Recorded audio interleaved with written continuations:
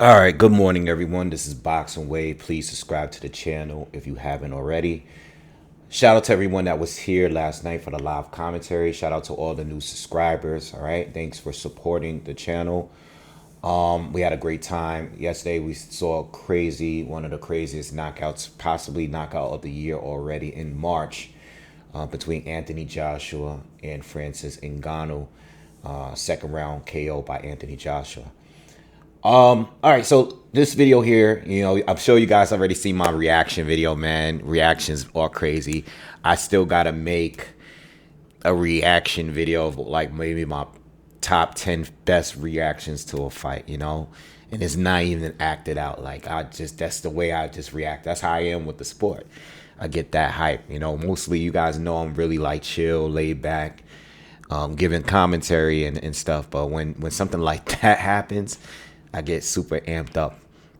All right, but so let's start off with talking about the fight. And if you guys were here yesterday and you guys watched the breakdown, first round, right away, I noticed right away that it was a difference between AJ and Francis, and or when Tyson Fury fought Francis.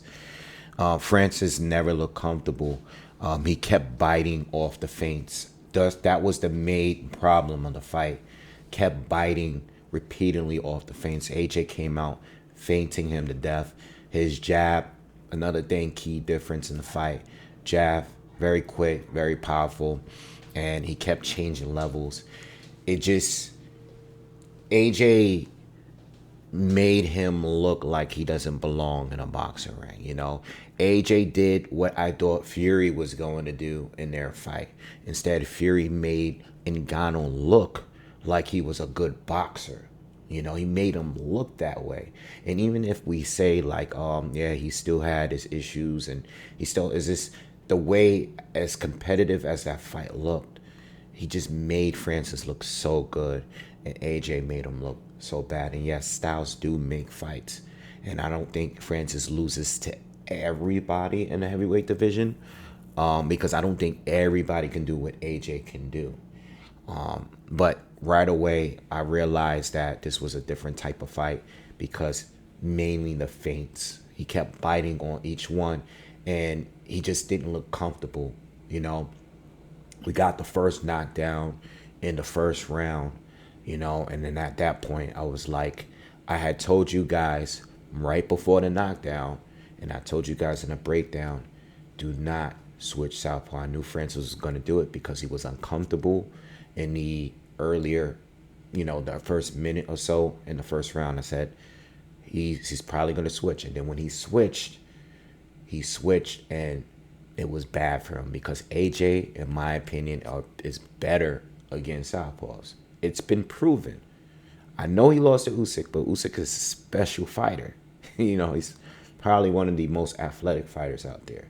So that's different. But AJ, when it comes to every other southpaw he faced, he washes them up. He's better against southpaws. And when Francis switched, he got knocked down with a right hand right after. Right? Hard. Now we go into the second round. Again, AJ continuing to feint. Caught him with a right. I believe it was, I don't know if it was the first or second.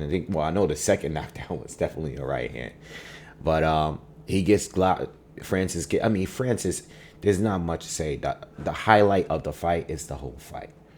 He gets dropped by the first shot. Don't think he fully recovered. AJ came and threw. This guy put his whole body, and AJ is a big man. He put everything into that right hand, right? And it hit him so clean that Francis folded. His whole back just dropped. I heard Conor Ben said he got pinned to the ground. He was knocked out cold, was laying there for a while, needed oxygen. I was hyped, but I was also concerned at some point. Once I saw them giving him oxygen and everything, I was like, oh, okay, is this guy going to be okay? Again, I don't believe that everybody can do that to Francis. I think AJ right now, again, you can make the argument He just beat the hell out of Otto Wallin, and then he beat the hell out of Francis Ngannou. Can he do that to everybody else? The answer to that question, yes, he can. Now, can he do it to Tyson Fury? Can he do it to Usyk if they were to fight for a third time? I don't know. But I still believe that AJ is a top guy, and there is something different. You can't deny it. You might want to just say it's about the opponents. There is something different about AJ. You cannot deny the way that man is fighting is even better. It's like we know he improved over the years. All right. But mentally, I wasn't sure. He didn't have the same confidence. Whatever killer mentality Ben Davison, who I call the therapist now, because that's what I said last night. Ben Davison is a therapist. I don't even know if he's made AJ better as far as physically, but AJ is going in there looking to destroy everyone. And I haven't seen that in a very long time. I seen it when Charles Martin, when he fought Charles Martin. I seen it when he fought Dominic Brazil. I seen it when he fought Dillian White. I seen it when he fought Vladimir Klitschko.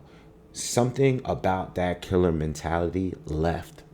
And he became this guy that wanted to be this, I think he drifted off into wanting this being this super technical fighter, where he's just like trying to outbox everyone. And now with all these other trainers, he had Derrick James, he had Robert Garcia, I think now he's back to having that killer mentality, but he's improved as a boxer because he had all this experience now that he didn't have in the early years. So you mix the two together and you have a dangerous combination, So I don't know what Ben did, but whatever Ben did, he made it through different. The guy is different. And right now he is, to me, the most dangerous fighter in the heavyweight division, because even if anybody else can beat Francis, whoever else you think he would beat Francis, doing it in that fashion, even Otto Wallin, you got to remember, I didn't think Otto Wallin stood a chance, but most people did. Most people thought that AJ was done mentally, this, that. Otto Wallin was going to pull up the upset. And people will deny it now because that's what boxing fans do. But Otto Wallin was a guy that no one really wanted to fight.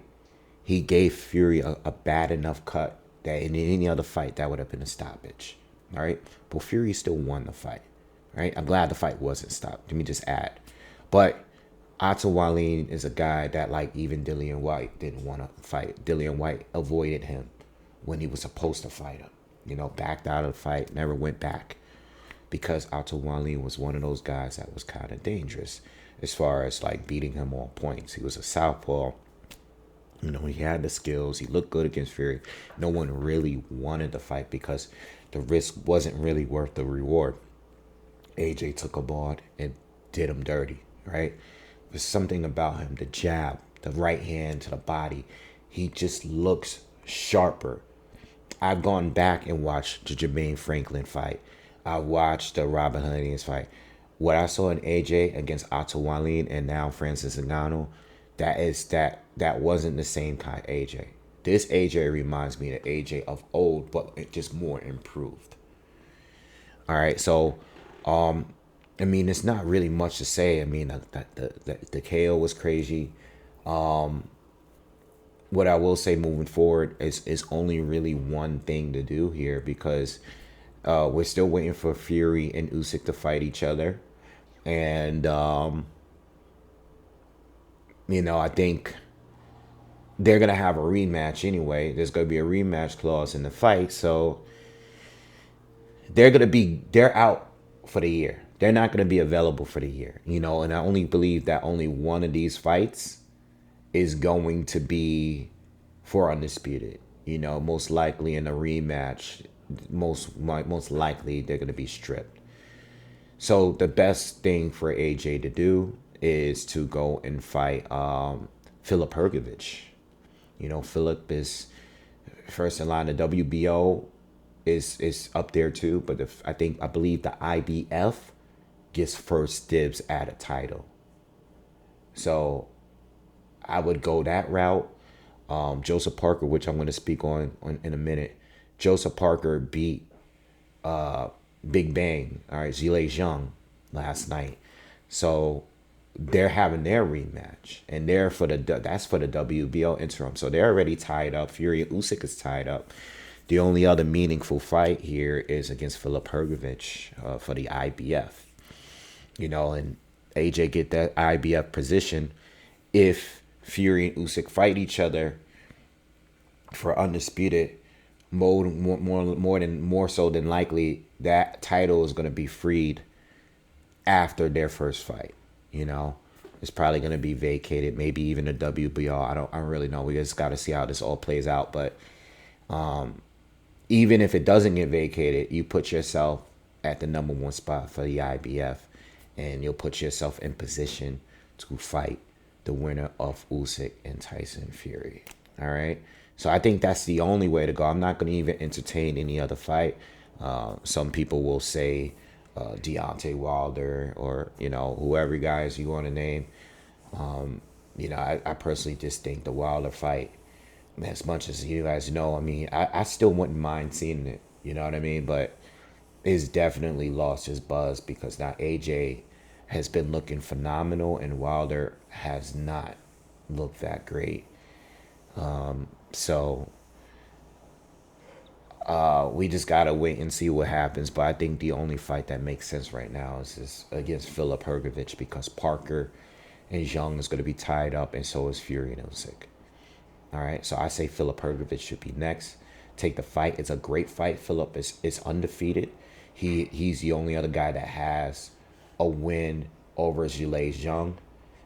He's been dunked by at least 10 boxers at this point.